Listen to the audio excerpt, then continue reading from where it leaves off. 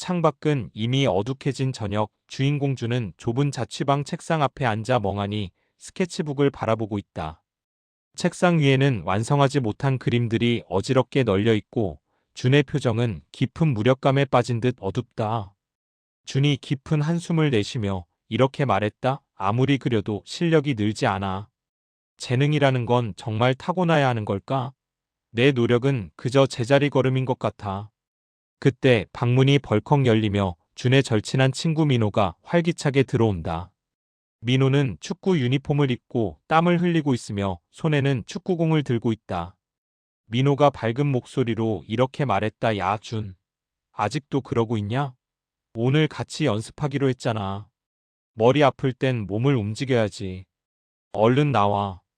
준은 민호의 열정에 이끌려 마지못해 운동장으로 향한다. 운동장 가로등 불빛 아래에서 민호는 쉴 새 없이 공을 차고 리프팅을 하며 훈련에 매진한다. 준이 벤치에 앉아 민호를 보며 이렇게 말했다. 민호야, 넌 힘들지도 않니?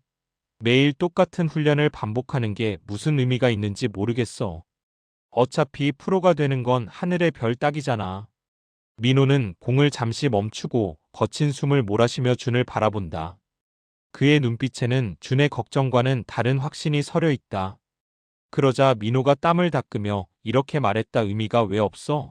오늘 100번 차면 내일은 101번을 더 정확하게 찰 수 있게 되는걸. 난 그냥 이 반복이 나를 만든다고 믿어. 준은 민호의 말을 듣고도 고개를 저으며 부정적인 생각에 사로잡힌다. 그는 특별한 계기나 영감만이 자신을 변화시킬 수 있다고 믿고 있다. 준이 고뇌 섞인 목소리로 이렇게 말했다. 난 한 번에 엄청난 영감이 떠올라서 멋진 작품을 완성하고 싶어. 이런 지루한 반복은 내 예술혼을 갉아먹는 것 같다고.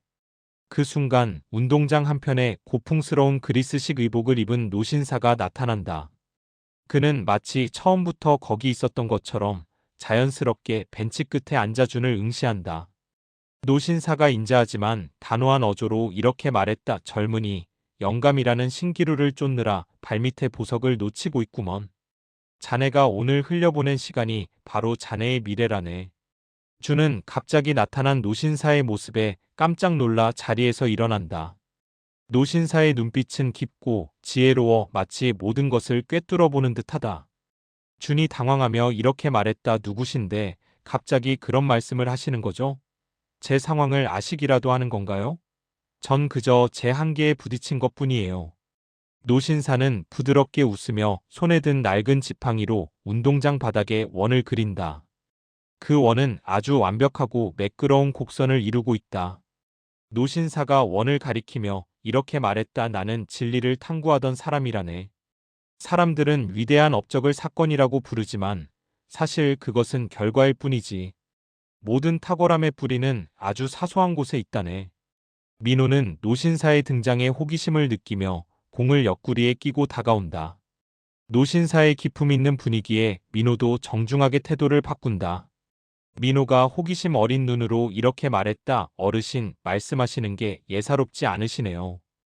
혹시 저희에게 가르쳐 주실 비결이라도 있는 건가요? 노신사는 하늘의 별을 가리키며 준과 민호를 번갈아 본다. 그는 이제 세상의 본질에 대한 이야기를 시작하려 한다. 노신사가 엄숙하게 이렇게 말했다. 비결은 이미 자네들이 알고 있다네. 하지만 그것을 믿음으로 바꾸는 것은 다른 문제지. 이제부터 내가 보여주는 것을 잘 보게나. 노신사가 손을 젓자 갑자기 운동장의 풍경이 사라지고 수천 명의 제자가 모여 토론하는 고대 아테네의 리케이온 학당으로 배경이 변한다. 준이 경이로움에 찬 목소리로 이렇게 말했다. 여긴 교과서에서 보던 아테네 아닌가요? 설마 당신은 아리스토텔레스님인가요? 노신사는 미소를 지으며 고개를 끄덕인다. 그는 수많은 학생 사이를 걸으며 그들이 매일 아침 수행하는 단조로운 필사와 토론의 과정을 보여준다. 아리스토텔레스가 준을 바라보며 이렇게 말했다. 이들은 매일 아침 같은 시간에 일어나 같은 진리를 반복해서 쓰고 읽는다네. 지루해 보이나? 하지만 이 지루함이 철학을 만든다네. 준은 화려한 웅변이나 기적 같은 깨달음을 기대했지만 학당의 모습은 의외로 평범하고 정적이다. 그는 고개를 갸웃거린다. 준이 의구심을 담아 이렇게 말했다 하지만 천재적인 발상은 번뜩이는 순간에 찾아오는 거잖아요. 이런 반복적인 학습이 어떻게 위대한 철학자가 되게 하나요? 아리스토텔레스는 한 학생이 쓴 양피지를 들어 올린다. 거기에는 수천 번은 좋게 연습한 듯한 정교한 글씨체와 논리적인 문장들이 가득하다. 아리스토텔레스가 문장을 가리키며 이렇게 말했다. 자네는 이 학생이 오늘만 이렇게 썼다고 생각하나? 아니네. 수천 번의 엉망진창인 글쓰기가 쌓여 비로소 이 한 문장의 탁월함이 완성된 것이지. 주는 자신이 그림을 그리다 말고 포기했던 수많은 순간을 떠올린다. 조금만 안 풀려도 영감이 없다며 붓을 놓았던 기억들이 머릿속을 스쳐 지나간다. 준이 고개를 숙이며 이렇게 말했다. 저는 제가 특별해지기만을 기다렸어요. 매일 꾸준히 그리는 것보다 한 번의 천재적인 작품을 만드는 게 더 중요하다고 생각했거든요. 아리스토텔레스는 준의 어깨에 손을 얹고 따뜻하게 격려한다. 그리고 오늘 우리가 배우고자 하는 핵심 명언을 부드러운 목소리로 읊조린다. 아리스토텔레스가 힘주어 이렇게 말했다. 젊은이, 잘 듣게나. 우리가 반복해서 하는 행동이 바로 우리 자신이라네. 그러므로 탁월함은 단 한 번의 행동이 아니라 바로 습관인 것이지. 준의 머릿속에 번개가 친 듯한 충격이 전해진다. 탁월함은 습관이다라는 말이 가슴 깊이 파고들어 그동안의 나태함을 일깨운다. 그러자 준이 작은 목소리로 명언을 되뇌며 이렇게 말했다. 우리가 반복하는 행동이 우리 자신이다.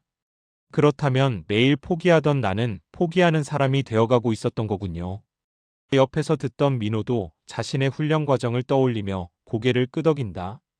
그는 자신이 왜 축구 연습을 멈추지 않았는지 이제야 명확한 이유를 찾은 듯하다. 민호가 확신에 찬 목소리로 이렇게 말했다. 맞아요. 제가 매일 공을 차는 건 단순히 공을 잘 차기 위해서가 아니라 축구 선수다운 사람이 되기 위한 습관이었던 거예요. 아리스토텔레스는 민호의 말을 듣고 호탕하게 웃는다. 그는 습관이 어떻게 인격과 운명을 형성하는지에 대해 보충 설명을 덧붙인다. 아리스토텔레스가 눈을 빛내며 이렇게 말했다. 옳거니 덕버추 또한 습관을 통해 완성된다네.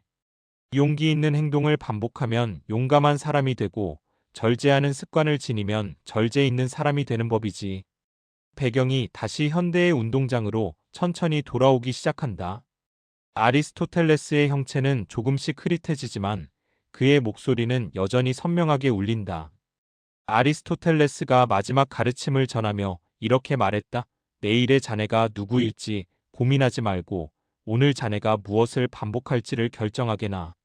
그것이 자네의 운명이 될 테니. 정신을 차려보니 준과 민호는 다시 가로등 불빛 아래 운동장에 서 있다. 노신사는 사라졌지만 그가 남긴 명언은 공기 중에 남아있는 듯 생생하다.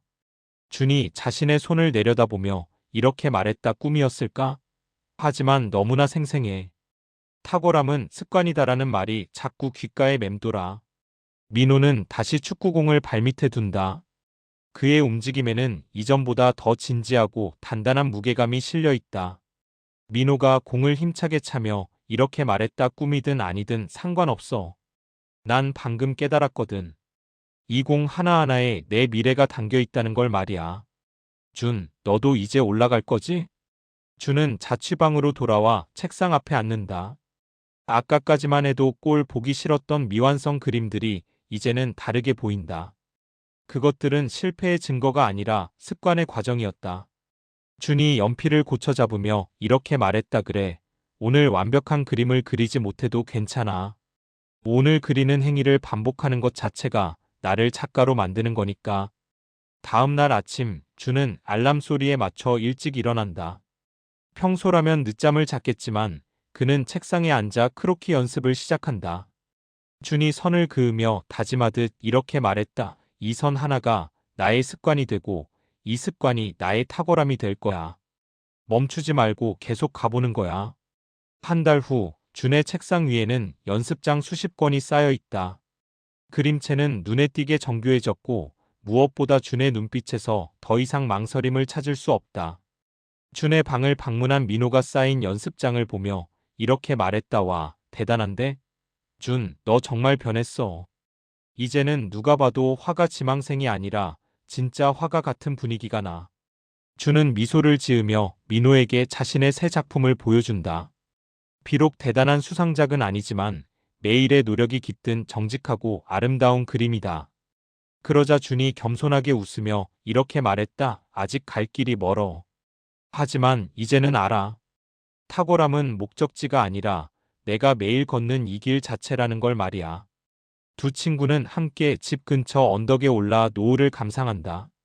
멀리 보이는 도시의 불빛들이 마치 각자의 자리에서 습관을 쌓아가는 사람들의 열정처럼 반짝인다. 민호가 노을을 바라보며 감상에 젖어 이렇게 말했다.